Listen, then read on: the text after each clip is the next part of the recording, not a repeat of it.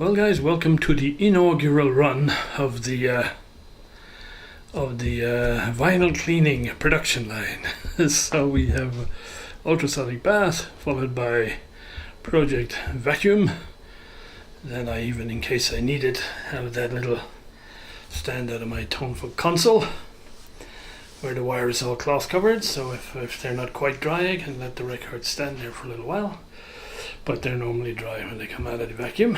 I select two records because one is a Melody Garlot double album, which is very new, and there's some very quiet passages in it which are quite noisy, and so I don't know if it's the mold release chemical or what. It's definitely noisy for a new record, and I've already put it through the vacuum thing without. It's better, but it's still not good. And the other one is a Rycoder album from way back in the day, and that has been played I don't know how many times, whereas this one has probably only been played maybe half a dozen times.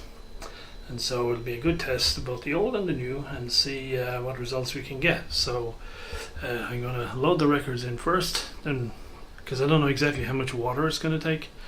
The tank takes 6 liters, but I don't think I need to fill it all the way up, or I'd be maybe reaching the labels. Anyway, we'll see. Another little side benefit of having a magnet on the base of the little shaft for mounting the discs is I can stand it up like this on the base, so long as the base is metallic, and so I just got like an oven tray or a baking tray, and it's nice and well stuck on there. I can stack the records without having things fall over.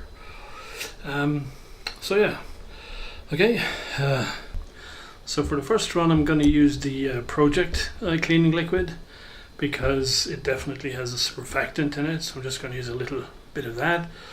The Ultrasonic liquid, when I used it just on the project vacuum machine, it didn't appear to have very much in the way of a surfactant. Anyway, there we go, records all mounted on the spindle.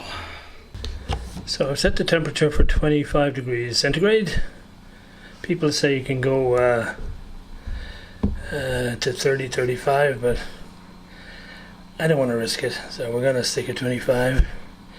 And once it gets to 25, I'll turn on the cavitation, and I've set that for 15 minutes. So the first bug I've noticed is the clutch is slipping. See, it stopped.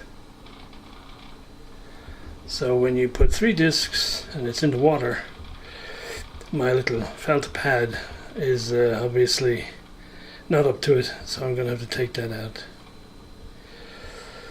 No problem, we can do that. So jamming problem solved. It looks like I had the tank slightly off center, and so one of the discs was catching on one side.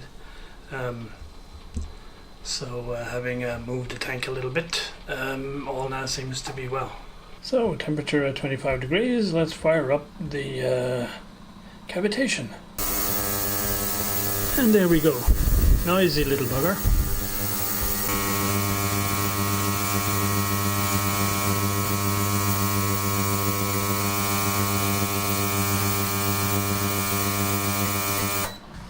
There we go, 15 minutes up. Learning number 1 is the cavitation itself causes heat.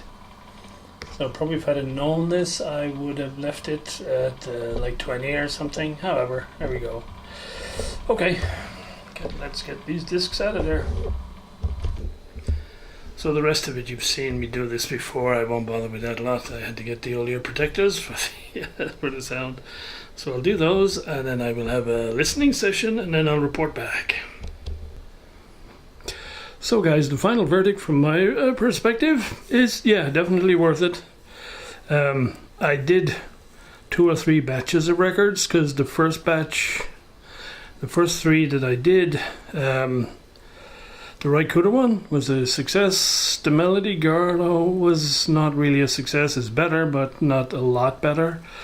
So I'm beginning to think there's something wrong with the pressing of that record. But I've since tried a bunch of others, and it does make a significant difference. So yeah, overall I think worth it, and I will put most of my records I think through the process here. The only downside is it takes up a hell of a lot of room, so it's not something I'd be doing on a very regular basis, because yeah, you gotta take it all out and plug it in, and then you gotta take it all down again. So, but yes, success. I'm particularly pleased with the whole spindle for holding the records and the magnetic coupling thing. Yeah, I'm pleased with that. So there you go, guys. That's my verdict on ultrasonic vinyl cleaning.